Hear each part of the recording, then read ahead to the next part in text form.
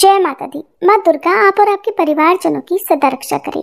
आज नवरात्रि का तीसरा दिन है और आज श्री दुर्गा सप्तशती के चौथे अध्याय का पाठ किया जाता है। श्री दुर्गा सप्तशती पाठ चौथा अध्याय। इंद्रादि देवताओं द्वारा देवी की स्तुति।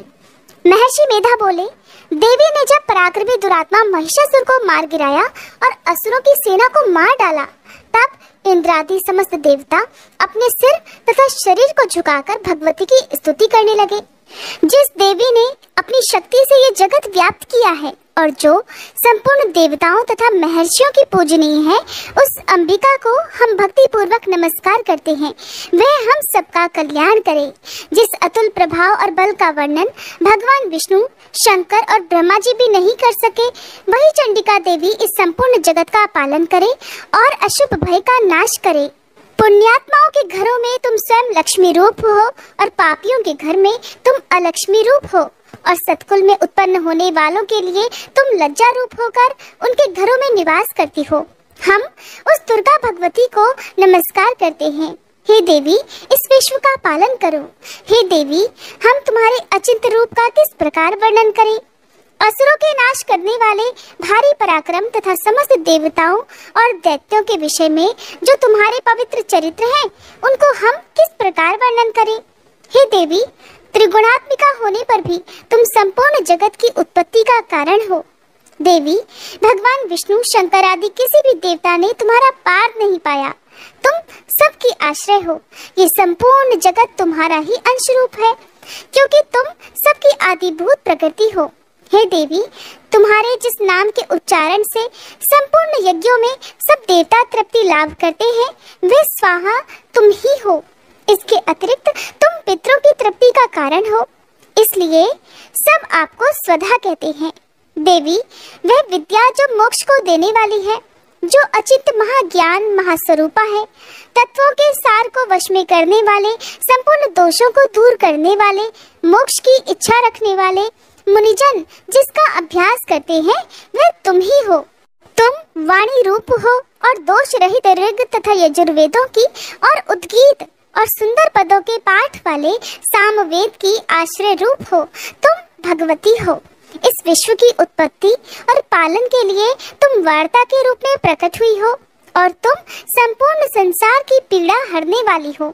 देवी, जिसे सारे शास्त्रों को जाना जाता है, वह मेधा शक्ति तुम ही हो और दुर्गम भवसागर से पार करने वाली नौका भी तुम ही हो। लक्ष्मी रूप से विष्णु भगवान के हृदय में वास करने वाली और भगवान महादेव द्वारा सम्मानित गौरी देवी तुम ही हो। मंद मुस्कान वाले निर्मल पूर्ण चंद्र बिंब के समान और उत्तम स्वर्ण की मनोहर कांति से कमनीय तुम्हारे मुख को देखकर भी महिषासुर क्रोध में भर गया। ये बड़े आश्चर्य की बात है। और हे देवी, तुम्हारा यही मुख जब क्रोध से भर गया तो उदय काल के चंद्रमा की भांति लाल हो गया और तनी हुई भौहों के कारण विकराल रूप हो गया। उसे देखकर भी महिषासुर के शीघ्र प्राण नहीं निकल गए। ये बड़े आश्चर्य की बात है। आपके कुपित मुख के दर्शन करके भला कौन जीवित रह सकता है। देवी, तुम हमारे कल्याण के लिए प्रसन्न हो। आपके प्रसन्न होने से इस जगत का अभ्युदय होता है और जब आप क्रुद्ध हो जाती हैं, तो जाने कितने ही कुलों का सर्वनाश हो जाता है। ये हमने अभी अभी जाना है कि जब तुमने महिषासुर की बहुत बड़ी सेना को देखते ही देखते मार दिया है। हे देवी, सदा अभ्युदय देने वाली तुम जिस पर प्रसन्न हो जाती हो, वही देश में सम्मानित होते हैं। उनके धन और यश की वृद्धि होती है। उनका धर्म कभी शिथिल नहीं होता और उनके यहाँ अधिक पुत्र पुत्रियां और नौकर आदि होते हैं। हे देवी, तुम्हारी कृपा से ही धर्मात्मा पुरुष प्रतिदिन श्रद्धा पूर्वक यज्ञ करता है और धर्मानुकूल आचरण करता है और उसके प्रभाव से अंत में स्वर्ग लोक को जाता है, क्योंकि तुम तीनों लोकों में मनवांछित फल देने वाली हो। हे माँ दुर्गे, तुम स्मरण करने पर संपूर्ण जीवों के भय नष्ट कर देती हो और स्थिर चित्त वालों के द्वारा चिंतन करने पर उन्हें और अत्यंत मंगल देती हो। हे दारिद्र्य दुख नाशिनी देवी, तुम्हारे सिवा दूसरा कौन है। तुम्हारा चित्त सदा दूसरों के उपकार में ही लगा रहता है। हे देवी, तुम शत्रुओं को इसलिए मारती हो कि उनके मारने से दूसरों को सुख मिलता है वह चाहे नरक में जाने के लिए चिरकाल तक पाप करते रहे हों, किंतु तुम्हारे साथ युद्ध करके सीधे स्वर्ग को जाएं, इसलिए तुम उनका वध करती हो।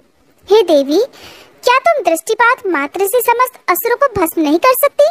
अवश्य ही कर सकती हो, किंतु तुम्हारा शत्रुओं को शस्त्रों के द्वारा मारना इसलिए है कि शस्त्रों के द्वारा मरकर वे भी स्वर्ग को जाएं। इस तरह से हे देवी, उन शत्रुओं के प्रति भी तुम्हारा विचार उत्तम है। हे देवी, तुम्हारे उग्र खड्ग की चमक से और त्रिशूल की नोक की कांति की किरणों से असुरों की आंख फूट नहीं गई। उसका कारण ये था कि वे किरणों से शोभायमान तुम्हारे चंद्रमा के समान आनंद प्रदान करने वाले सुंदर मुख को देख रहे थे। हे देवी, तुम्हारा शील बुरे वृतांत को दूर करने वाला है और सबसे अधिक तुम्हारा रूप है, जो ना तो कभी चिंतन में आ सकता है और न जिसकी दूसरों से कभी तुलना ही हो सकती है। तुम्हारा बल और पराक्रम शत्रुओं का नाश करने वाला है। इस तरह तुमने शत्रुओं पर भी दया प्रकट की है। हे देवी, तुम्हारे बल की किसके साथ बराबरी की जा सकती है, तथा शत्रुओं को भय देने वाला इतना सुंदर रूप भी और किसका है? हृदय में कृपा और युद्ध में निष्ठुरता, ये दोनों बातें तीनों लोकों में केवल तुम ही में देखने में आई हैं। हे माते, युद्ध भूमि में शत्रुओं को मारकर तुमने उन्हें स्वर्गलोक में पहुंचाया है। इस तरह तीनों लोकों की तुमने रक्षा की है और उन्मत्त असुरों से जो हमें भय था उसको भी तुमने दूर किया है। तुमको हमारा नमस्कार है। हे देवी, तुम शूल तथा खड्ग से हमारी रक्षा करो तथा घंटे की ध्वनि और धनुष की टंकोर से भी हमारी रक्षा करो। हे चंडिके, आप अपने शूल को घुमाकर पूर्व, पश्चिम, उत्तर तथा दक्षिण दिशा में हमारी रक्षा करो। तीनों लोकों में जो तुम्हारे सौम्य रूप हैं और घोर रूप हैं, उनसे हमारी रक्षा करो तथा इस पृथ्वी की रक्षा करो। हे अंबिके, आपके कर पल्लवों में जो खड्ग, शूल और गदा आदि शस्त्र शोभा पा रहे हैं, उनसे हमारी रक्षा करो। महर्षि बोले कि इस प्रकार जब सब देवताओं ने जगत माता भगवती की स्तुति की और नंदनवन के पुष्पों तथा गंध अनुलेपनों द्वारा उनका पूजन किया और फिर सब ने मिलकर जब सुगंधित और दिव्य धूपों द्वारा उनको सुगंधि निवेदन की, तब देवी ने प्रसन्न होकर कहा, देवताओं, मैं तुम सब पर अत्यंत प्रसन्न हूँ। तुम सब मुझसे मनोवांछित वर मांगो। तब देवतागण बोले, हे भगवती, आपने हमारा सब कुछ कार्य कर दिया। अब हमारे लिए कुछ भी मांगना बाकी नहीं रहा, क्योंकि आपने हमारे शत्रु महिषासुर को मार डाला है। हे महेश्वरी, तुम इस पर भी यदि हमें कोई वर देना चाहती हो तो बस इतना वर दो कि जब जब हम आपका स्मरण करें तब तब आप हमारी विपत्तियों को हरण करने के लिए हमें दर्शन दिया करो। हे अंबिके, जो कोई भी तुम्हारी स्तुति करे तुम उनको वित्त, समृद्धि और वैभव देने के साथ ही उनके धन और स्त्री आदि संपत्ति को बढ़ाओ और सदा हम पर प्रसन्न रहो। महर्षि बोले, हे राजन, जब देवताओं ने जगत के लिए तथा अपने लिए इस प्रकार प्रश्न किया तो बस तथास्तु कहकर देवी अंतर्ध्यान हो गई।